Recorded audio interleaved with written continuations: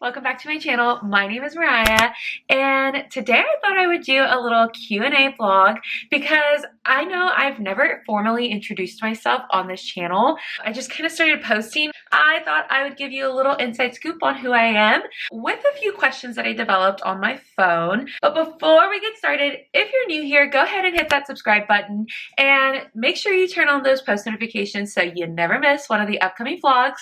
And trust me, there's going to be a lot towards the end of the year into the new year. So without further ado, let's jump into our first question. So first question, what's a quick version of who you are? So my name is Mariah. My full name is Mariah Jo Menchaca Grass. The Jo comes from my grandpa. I was born on August 30th, 1996, which just so happens to be my grandpa's birthday. But I actually have two birthday twins in my family. My little brother was adopted, and we both share the same birthday, which is really crazy to say. I feel like that's not a common thing. I recently just got married. My name has changed a little bit since getting married. I am now going by Mariah Jo Menchaca Grass. But on social media, you'll usually find me by Mariah Jo or at Mariah She's on Fire. I am currently 29, if you couldn't do math that quickly. Obviously, I was born on August 30th, 1996, but I am 29. I'll turn 30 this coming year. That's even just like crazy to say. Like, I can't even picture myself 30. I still picture myself like 21, honestly. My sign is Virgo. So you'll definitely be getting a lot of Virgo energy on all my vlogs. Don't ask me to tell you what my sun and moon rising and all that stuff is because your girl don't know. I have a coworker who always tells me what it is. I know I have something Aries in me, but what? I don't know. I am a dog mom. Me and my husband, we own Bo, who is our sweet little baby dachshund. And he is a long-haired dachshund, as you can tell. He is about a full-size dachshund, if you wanted to see what he looks like entirely. And he's just the sweetest little bean. Every once in a while, you'll hear us call him Bo, Bobby, Bonobo, Boba, Bowberry Biscuit. And that is usually what he responds to. You can say hi, Bubba. You can say hello. Say hello. No, he just wants to play.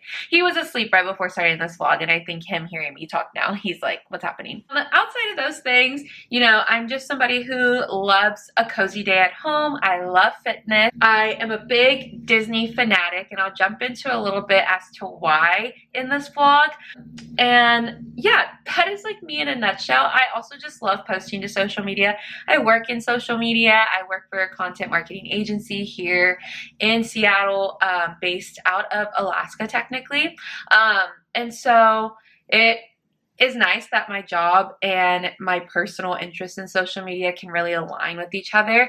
Don't get me wrong, I do get tired of social media some days, and I feel like there are moments I have to take a break and step away just for my own well-being, but I'm happy I can honestly put that boundary up and, you know, just respect what my body and my mind need. Jumping into our next question, where did you grow up and how did you end up living where you live now? I love this question. I grew up in a very small town called Beeville, Texas. Technically grew up in a small town called Three Rivers, Texas, which is about 30 minutes to 40 minutes away from Beeville, Texas.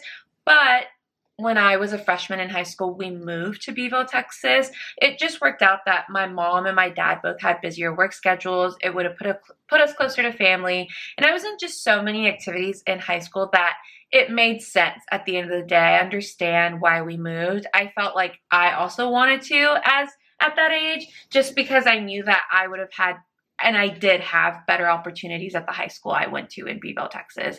From Beeville, I went to college at Texas A&M University Kingsville. Go Hoggies. And I got my bachelor's degree from there in 2018. I moved to Florida for a little bit, for a couple months, and then moved back to Texas for a job at that time. And I was in that job for about a year. And then I moved to West Virginia on a limb. I had no friends, no family. I knew nobody out there. Nobody. I really wanted a fresh start at that point in my life. I think that was 2019. Yeah, 2019. And I just had a lot of personal things that I was like, you know what? I need to run away from these things. Like, I need to go. And it was the best decision I could have made. While I was there, I worked for a local university. I got my master's degree in integrated marketing communications, and I met my husband there. We met on Tinder, technically, but we would have never met had I not been living there. So I am always thankful for my time living in West Virginia, and now I always get to go back because my husband's family is from there. But while I was there, after I finished school, I knew I wanted to move again, and this time it kind of be a longer, more permanent move. And I just started applying everywhere, and I ended up in Seattle. Just something about it, the job at the time definitely interested me. It was something more into the career path I wanted to go into. I was like, you know, I've never been to Seattle. I was a big Grey's Anatomy fan, but that was where my obsession was, with Seattle. And when I found out I got the job, I was like, it's a no-brainer. I'm moving out there. I'm sorry to anybody who wants me to stay in West Virginia, specifically my husband, who was my boyfriend at that time. Well, not even technically, but we had started dating right before I moved to Seattle, like officially boyfriend, girlfriend, right before I moved to Seattle. So it was an interesting way of like starting to date. He just knew, he was like, I want to be with you. And I was like, well, I want to be with you too. And we made it work. But I've been in Seattle ever since, I think, 2021. I moved out here August or September 2021, and I've loved it since. I first moved into the Ballard neighborhood, and I was there for a year, and then 6 months in, my husband, then boyfriend, moved up here, and we knew we needed a bigger space. So we actually moved over to Bellevue because both of our offices and jobs at the time were in Bellevue. So it just made sense to be closer. And we lived there for about 3 years, and now we are in Queen Anne. We're in Lower Queen Anne specifically, so if you're ever in Queen Anne and you see me vlogging, taking photos, capturing content around the area, feel free to say hello. I'm definitely a chatty Cathy, as you can tell. We're now just in the Lower Queen Anne area, and I love it. Me and my husband, Daniel, honestly, we'll drive through the neighborhood so often through here because living in this area, it has made us consider buying a home in Queen Anne, even if it's just a condo, a townhome, or just a starter home where we need to fix it up. I don't know what the future holds for us. I don't know if we'll stay in Seattle or if we'll move. So more to come there in the future. Jumping right over into my next question. What has your career path looked like so far, and what was your first job? I actually started off as an admissions counselor, which turned into an admissions recruitment marketer, technically recruitment marketing specialist. In undergrad, when I was at Texas A&M University, Kingsville, I was an orientation leader, and I helped with all of the yearly welcome tours. So again, definitely a chatty Cathy, and I could hold those conversations so well. But during that time, I was like in the admissions realm. Originally, I went to college for a pre-nursing or pre-physical therapy track. They were very similar in terms of the prerequisites you had to take. Come my sophomore year, when I was taking some of the more advanced sciences, I was like, yeah, you know what? This is not for me. And I don't know. I was around people who were in a communications or marketing degree, and I knew I wanted to go into that field immediately once I started to feel the shift in my mind that, you know, maybe pre-nursing or pre-physical therapy is not for me. And so I changed my major. Initially, I wanted to go into journalism. So I wanted to go and be a reporter, a photojournalist, or just a news journalist in general. I loved photography. I love reading the news, specifically pop culture news. My current boss literally thinks I'm a ghostwriter for People magazine because of how much I know in pop culture, but I'm getting off topic here. I thought I wanted to go into journalism, but I don't know, whenever I started my job at the University of Texas, San Antonio, I realized that I definitely wanted to go more into the digital space. At that time, I was doing a lot of email newsletters. I was doing mail outs. I was working very closely with the communications team as well as the marketing team for any content assets that we needed to help with our admissions efforts. I just was like, you know what? I think I want to go into something like this. I think I want to go more into the digital space of marketing rather than just journalism. And so after a year, was like, okay, it's just a job that was kind of like a filler job of, okay, let me get my feet wet. Let me get a job on my resume and stuff. And so after about a year, I applied just everywhere. I applied to jobs like in Orlando because I had already lived there for a little bit, and I applied for jobs in like Nashville, in Dallas, in Boston, in New York, Columbus, Chicago, Cincinnati, and I think Seattle as well at the time, and West Virginia, just because there was a job. This was the only random place that I applied, was West Virginia, because there was a job there that I was like, you know what, I actually fit all of the requirements and the pay is good for the area, so I might as well just apply. Sure enough, I ended up getting an offer, and I was like, you know what, some time in the mountains might do my mental state some good at that point in my life. And honestly, it was so great.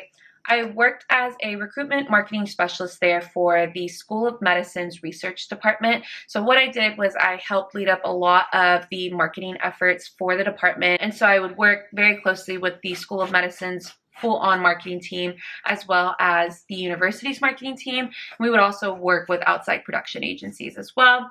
And that was where I really got my feet wet, and knowing that, are you getting comfy?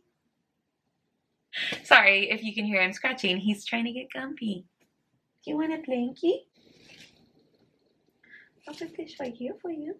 But while I was there, I was getting my master's from West Virginia University in the Integrated Marketing and Communications program. And what interested me in that was because I had a communications background and because I knew I wanted to go into the digital marketing space, the program was geared towards both and essentially integrating the two. That was really where I got a full taste of digital marketing, the whole digital marketing landscape, on top of what I was just already doing for work. And after I got my master's, I knew I wanted to just be done with admissions. I didn't want to work in it anymore. I wanted to take the jump into full-on marketing, which is where I ended up in Seattle, and I was working for a local university as their social media specialist. I will say that I did not love the job. I stayed there for 6 months. That is how much I didn't love it. And usually I stay in my jobs for 2 to 3 years. And I think like the 3rd month in, I knew that this job was not for me. I knew the location was for me. I knew that that job wasn't for me. And so I was just mainly doing social, but it was very strict on what I could and couldn't do. It was almost like I wasn't even getting to think for myself in the role. I had other people telling me exactly what I needed to be doing. And so I just kind of felt like I was useless in the role. And I felt like I wasn't really getting much out of it, other than it just being a resume booster, which it definitely was, because then I applied into another role, which was Talking Rain Beverage Company, which they're the makers of sparkling ice. And I applied as their content marketing specialist. And that is where I really jumped in. And that is what got me interested in posting to social media. I honestly am so grateful for that job, because I worked with agency partners. I learned how to do creator and influencer partnerships. I used a lot of different marketing platforms out there to help us find UGC, to help us find content, to help us source things. And I worked very closely with our in-house production team as well as our agency production teams as well. I'm trying to just think what else. There were so many different things. I did events to help out with any photography or video needs. I helped with some PR efforts every once in a while, which definitely got me into the content space. And so that really set me up for my job that I currently have now, which is a content marketing manager role at an agency. I always wanted to try working at an agency. I had not done it before. And I will tell you, it is not for the faint of heart. It is definitely a job where you're, sometimes having to work later hours. I felt like in previous roles, there would be days I didn't have a whole lot to do, so I could mess around, goof off a little bit. And I definitely goof off in my job now, but there's definitely an added stress to it that in future, I don't know if I necessarily want. I've gotten some opportunities, with photography, with content, and just going new places. I will say that in this role right now, one of the biggest takeaways is being able to lead my team and make decisions for processes. I am still not super confident in all of my decisions, which I know I need to. It's crazy to even say that just because I have the confidence to come on here and talk about my life. But I don't know, sometimes I just get worried, am I making the right decision? And sometimes I have a little bit of an imposter syndrome too. And I think that should be normalized because that is very common for first-time managers and it's not always talked about. But yeah, I feel like in this role, I'm excited to see what happens, next. I have a big feeling like things are just going to really take off for our agency in terms of new clients coming through the door.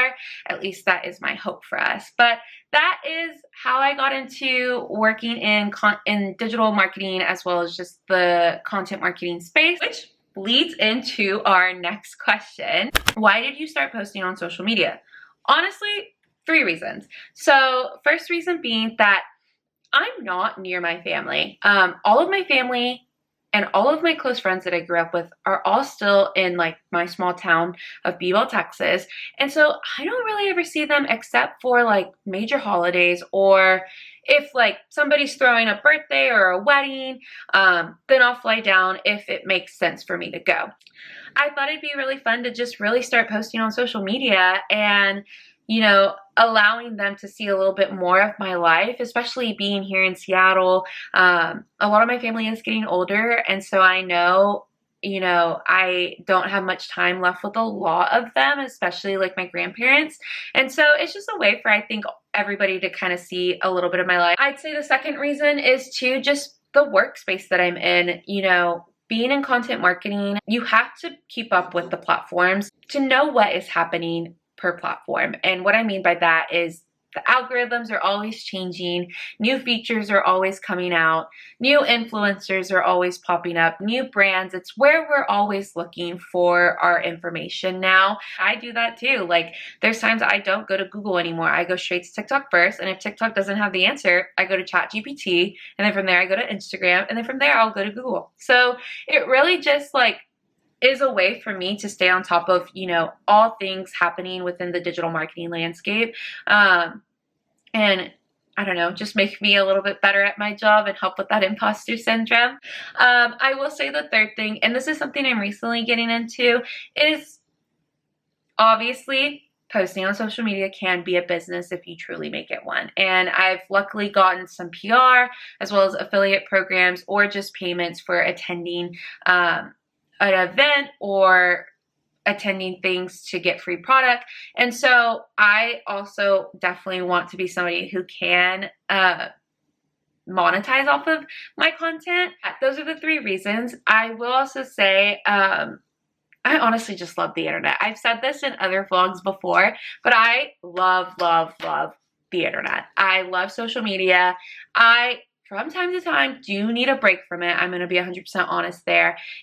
It's just for my own mental well-being. Some weeks I'm just busier than I am other weeks. And so I might have to take a break from it just because I don't have the time unless I want to stay up till 2, 3 a.m. editing stuff. So if there's ever a moment that I haven't posted in a good week or a week and a half on this vlog, just know that maybe I have something going on in my life. I do want to get better about posting on Sundays and maybe trying to post twice a week. I think going into the rest of the year as well as the new year, that is something I can attain. It is one of my goals going into 2026 is to get to where I'm posting more frequently on all of my platforms as well as YouTube, which leads into our next question of what does a typical day look like for you? It just depends. So most weekdays I'll get up at around 5:30, 6 o'clock, take the dog out, get ready, feed the dog, get my breakfast, and get my coffee. Usually I'll make my coffee and make my breakfast, but I make my breakfast to go so I can just eat it in the car, and I try to leave anywhere between 7:15, 7:30 because it's about a 20 to 25 minute drive to my office in Bellevue. I work in office Tuesday through Thursday and from home Monday to Friday. I'll usually leave the office at around between 4 and 4:30. It really just depends. Our working hours are till 5, so usually once I'm home, I'll take Bo out first thing, and then I'll hop on the computer for about maybe 30 to 40 more minutes just to finish up any tasks that need to be done and make sure no emails have come through that I might need to attend to. And if I have nothing else to do, I'll usually just go on our client social media accounts and just make sure all comments or DMs have either been open and responded to or have been sent to the client for a response specifically that maybe I don't know or our team just doesn't know. There are moments after work I will either work out. I'll take a workout class. My favorite workout class to take is at 45, but it's only 45 minutes. I don't have to think about the workout. I just look at the screens and I'm able to just go through it. There are some days I do just love to come home and finish up work and just rot. But if I am not rotting till the moment I fall asleep, I usually am the one that cooks dinner for us, just because Daniel has had a lot of busier stuff going on with work recently. And there's just some other things going on that he needs to attend to.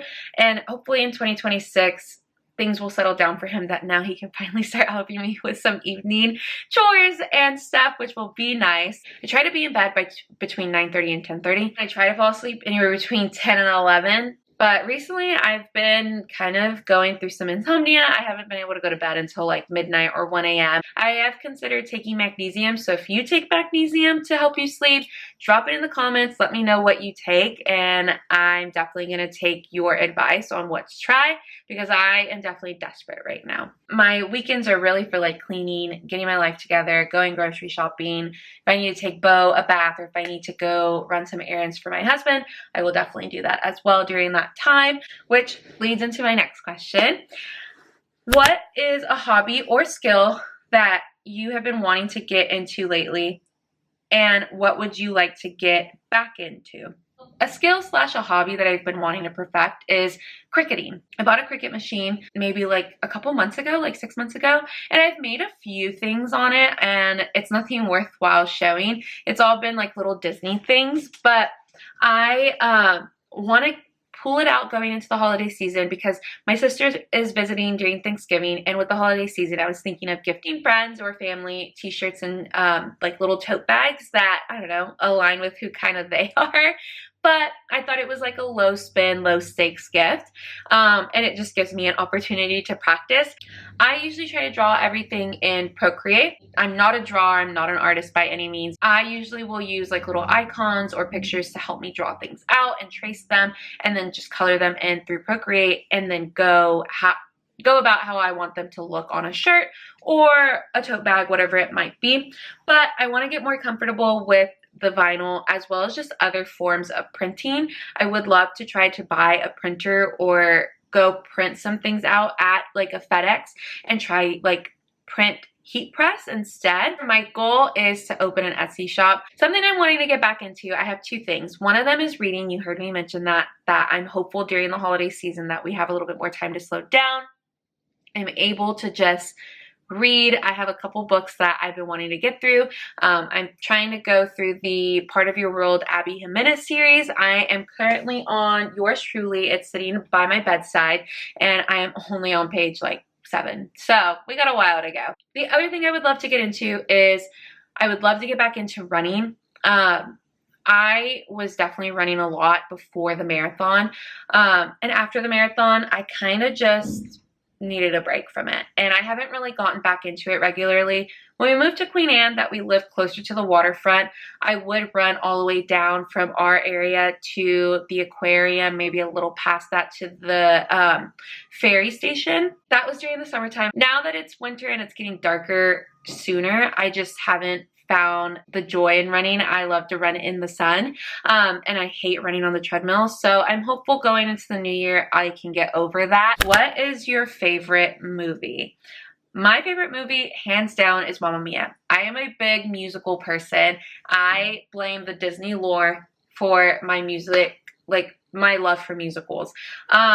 Mamma Mia, I love the musicality in it. The songs are just so fun. They make me so happy. If I am working and I need to turn something on in the background, I will always turn on Mamma Mia. And if I don't do that, then I turn on a Disney movie of some sorts. If I had to say why I love the movie, I just like can't pinpoint it. I think Meryl Streep in the movie, she plays Donna, of course, and then Amanda Seyfried plays Sophie. And I think both of them are like, if you look at Mamma Mia 1 and Mamma Mia 2, here we go again.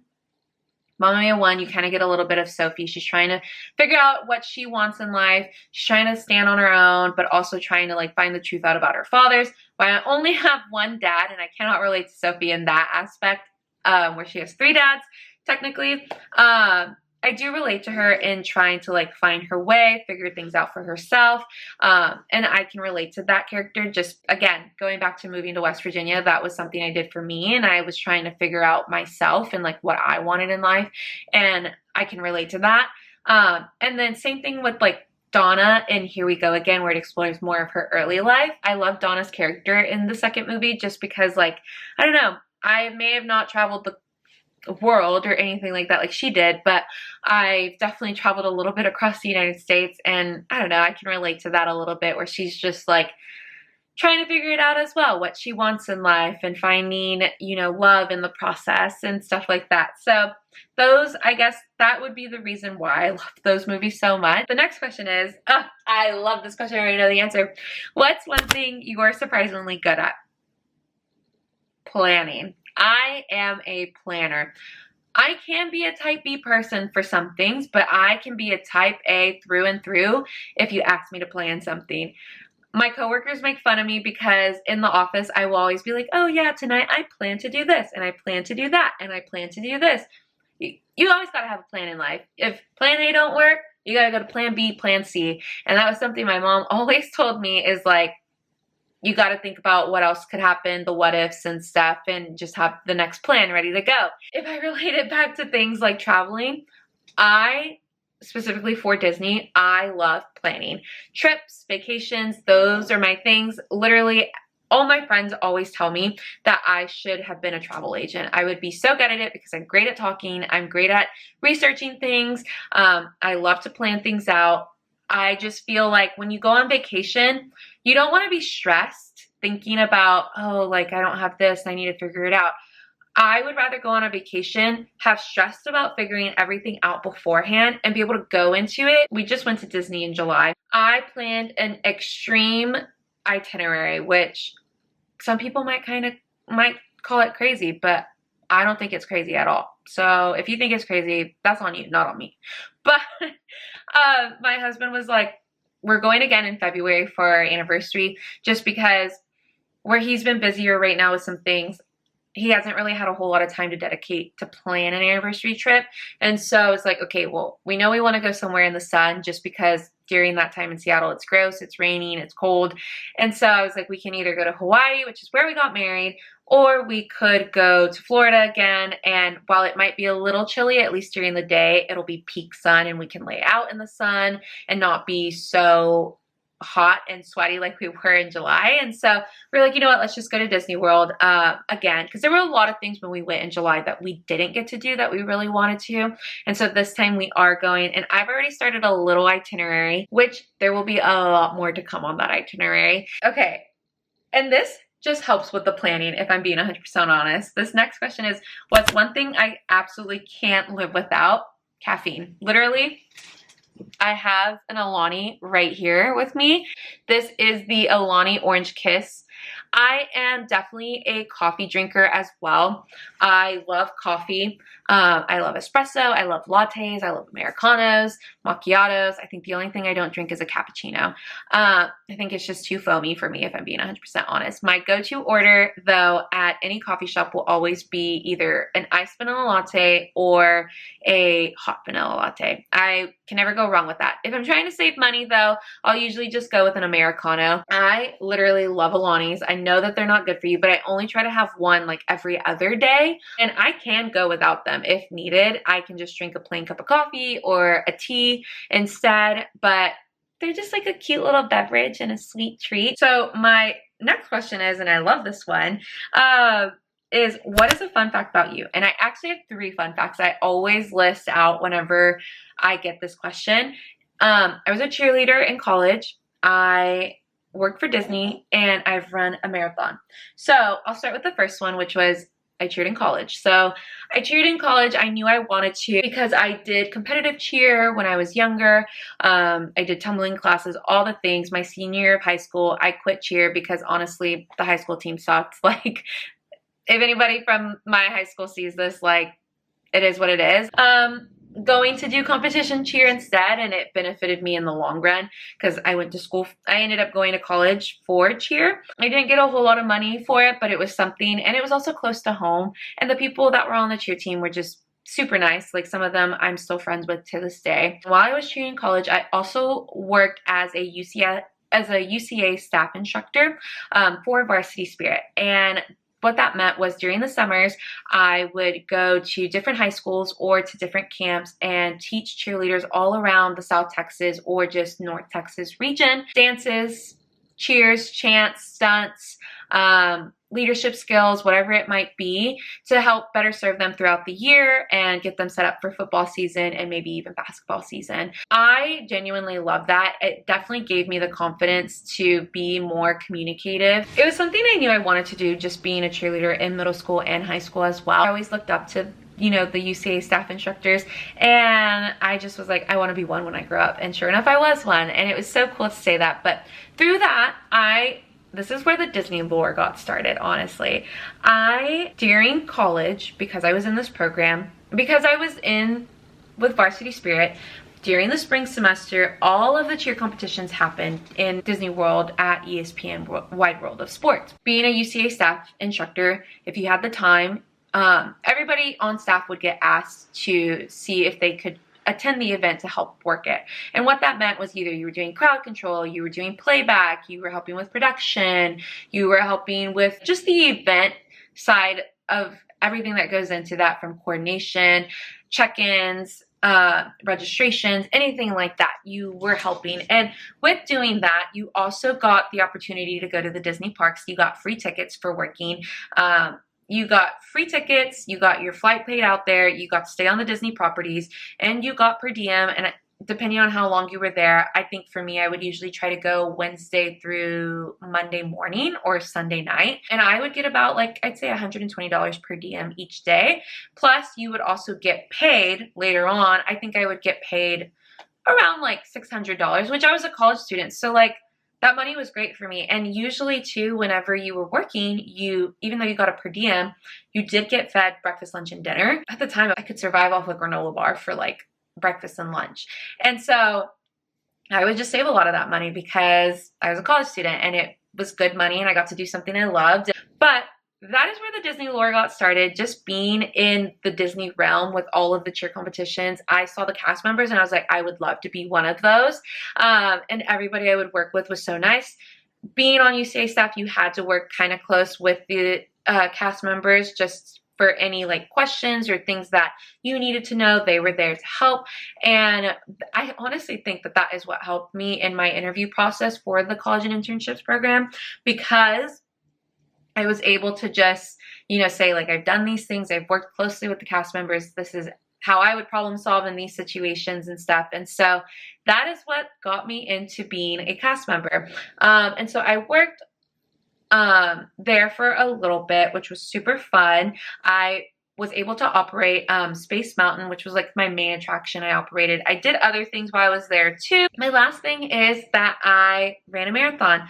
I always knew I wanted to run one. When I was younger, I would see my parents run Beach to Bay, and I ended up running it, which is a relay marathon in Corpus Christi. You run through a good chunk of the beach with a team of people, and I usually ran the last leg, which was about anywhere between 5 to 6 miles. I was like, you know what? I've always wanted to run one. And I'm like, go big or go home, baby. And so I signed up for a marathon, never ran a half marathon, technically ran a half during the training for the marathon. And I did it here in Seattle because I had seen like online that people's recovery after a marathon is brutal. And it definitely was. My toes were bruised for days. I think for a week, I didn't even walk. I like waddled around because my legs were they were just dead. But yeah, so those are my 3 fun facts. Definitely interesting. I'm sure there will be so much more fun facts in my life to come. So next question is, what are my upcoming travel plans? I'm going to Disney in February, so that is one thing. But before we go to Disney, we are traveling for the holidays this year, which is so nice because for the past 2 years, we had not traveled for the holidays. February, Disney, as I mentioned. But then in April, we're actually going to California. We are going to Coachella for our first time ever. We are going with a group of friends who this is their 10th year going, and they're coordinating a bigger group of people to all come. We're going to be tent camping at Coachella, so I'm super excited for it. I'm excited just for the outfit plannings, the celebrity spottings, the artists. People say it's a trash lineup, but I think that the headliners are people I would definitely like pay to see. I've paid to see Sabrina Carpenter in concert, so I'm excited to just see her Coachella performance as well. Right now, those are the for sure things we have coming up travel-wise. Now, we are trying to figure out what we plan to do either in late summer or early fall. So I'm on my final question, and I love this question, but I feel like I'm going to struggle to answer it.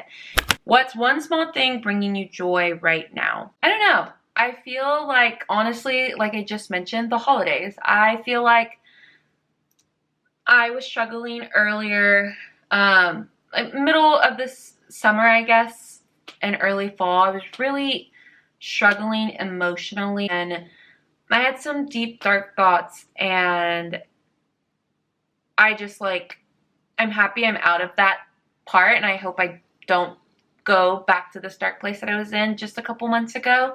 I'm happy for my husband, who brings me joy every day in terms of making me laugh, even when he gets on my nerves. I am so grateful for my husband, who is my biggest cheerleader. I think if I could name one person who brings me joy all the time, I'm getting like emotional talking about this, is my husband. And I know he's gonna be like, oh, babe, thanks, when he watches this, but it's so true. I get to come home to him and I get to just unload my day. I'm getting emotional talking about this because I've always wanted that. And I think that he is somebody who brings me so much joy, even when he's getting on my nerves, like I said. And I think just our little Bobby over here, he's asleep, but he, both of them, just coming home to them, I think bring me joy every day. Even on the days where I'm just like really struggling either at work or with friendships and stuff and just trying to figure things out in life.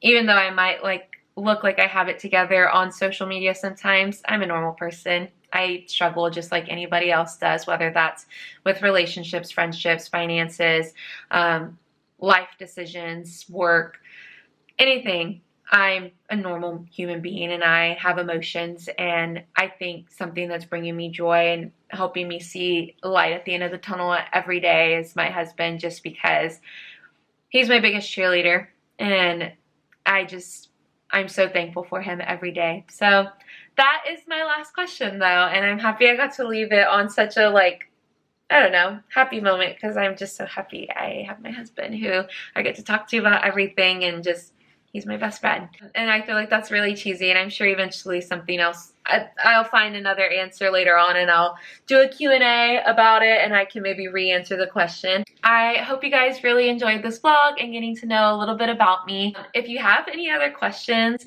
if you are somebody who wants to get into running or reading, drop a comment down below and tell me how you're going to get started. Here is where I leave you. But before I do, I just want to say, if you like this video, go ahead and give this video a big thumbs up. Hit that subscribe button, and don't forget to turn on those post notifications so you never miss any of the upcoming vlogs coming up. And that is all I have for you guys. See you next time.